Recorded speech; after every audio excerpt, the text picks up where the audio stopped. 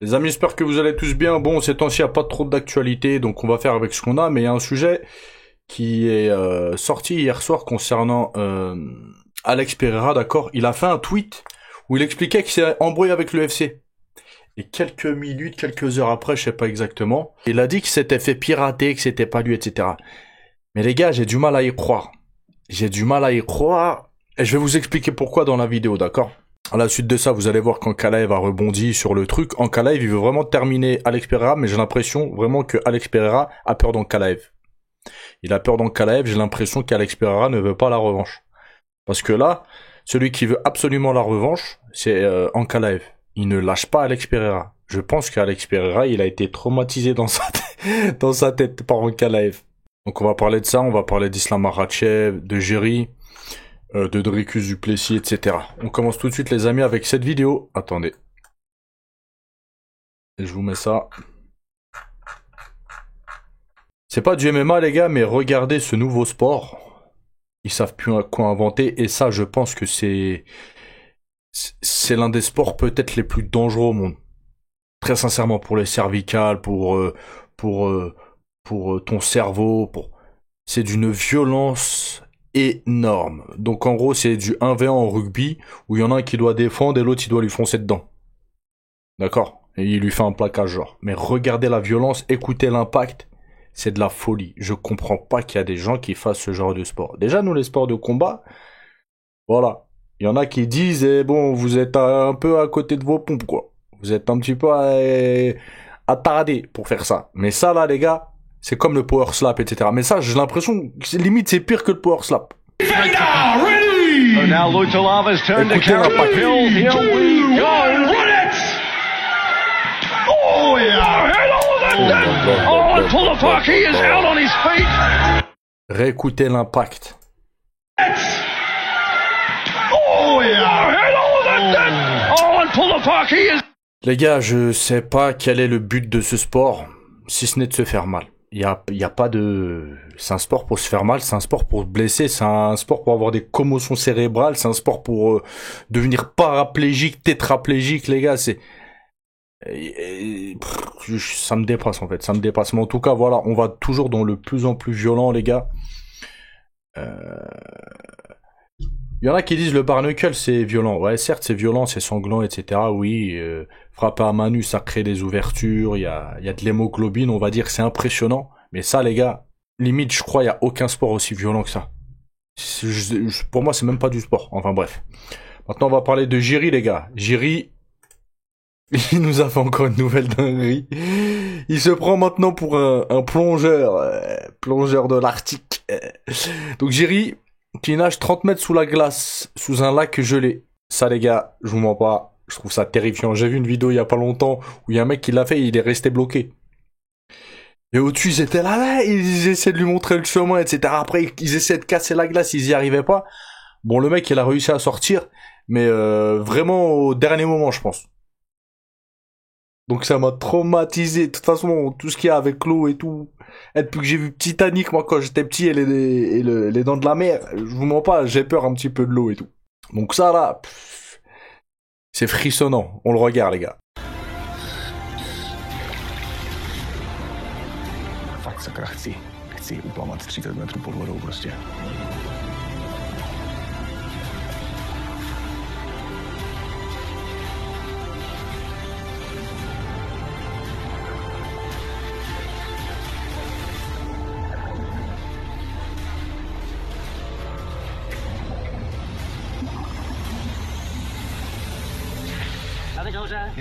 Jiří.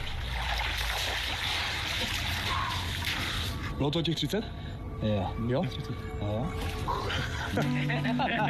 Jo, normálně po dlouhé době fakt si měl fakt čistou radost, protože... Il peut pas être normal, il peut pas être comme les autres fighters MMA et tout. Il faut qu'il fasse des trucs chelous, des trucs hyper dangereux. Parce que là, les gars, il y a 2 plongeurs avec lui de sécurité, mais je sais pas si, imaginons, il se perd sous la glace. Les gars, je sais pas comment ils vont pouvoir le gérer, hein. Donc maintenant, les gars, on va parler de Dricus du Plessis. Il est revenu lors d'un podcast sur le fait qu'il a des réseaux sociaux, mais qu'il est très peu réseaux sociaux. Et des fois, il met plusieurs jours, voire plusieurs semaines à se connecter sur les réseaux sociaux. Et c'est ce qui peut créer des rumeurs. D'accord? Comme là, la dernière en date, il y a une rumeur, etc. Mais bon, j'ai du mal à le croire encore une fois. Peut-être que je me trompe, mais bon. Même si lui, il va pas sur les réseaux sociaux, il a son entourage, il a son équipe, etc. qui doivent voir ce qui se dit sur les réseaux sociaux et après dans les médias, ce qui est relayé sur les médias.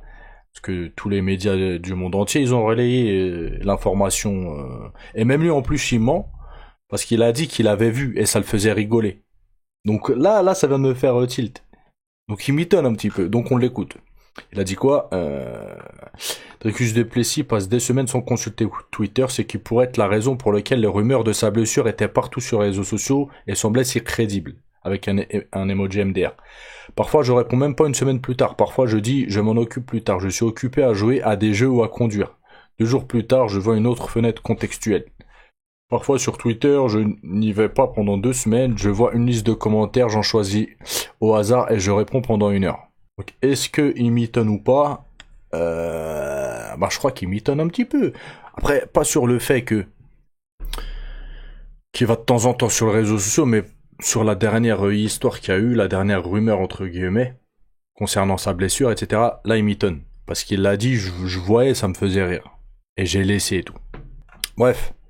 Maintenant, les amis, hier soir, Alex Pereira, il y a 10 heures, hier soir, il a laissé un message Twitter où il expliquait qu'il s'est embrouillé avec l'UFC.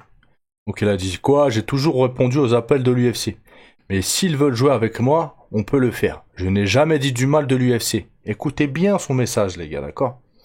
Mais après ce que je viens d'entendre, je suis découragé.